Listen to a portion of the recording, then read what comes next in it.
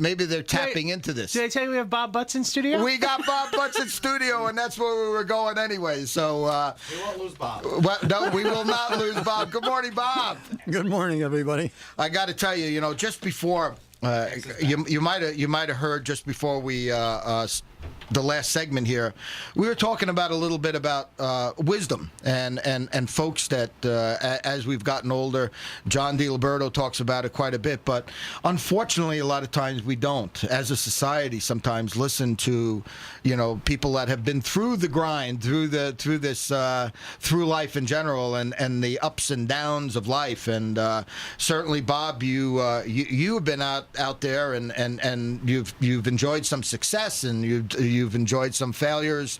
And one of the things I want to do is you've taken your money, what you've done, and you've certainly put your money where your mouth is, as they say, and you've been out there muckraking. You've been trying to expose the truth. So one of the things we want to do is we're going to give you a Muckraker T-shirt. Hopefully you'll be happy to wear this around with Muckraker is a noun. It's an investigative journalist exposing corruption in politics and just getting the word out there. And Bob, certainly you've done that, especially in your later life here.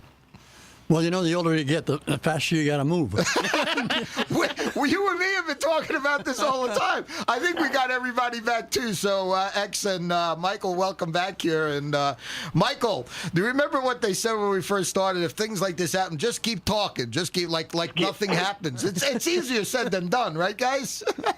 Yes. Once again, you have said many, many times, people need to value people more than money. And I think everything that you have done and the things that you like, once again, you put your money where your mouth is. And Michael, what we wanted to talk a little bit about today is just ethics in government in general. Well, how do we measure excellence? Money. We've made money the universal. We've made money the universal measure of excellence, Right. rather than people.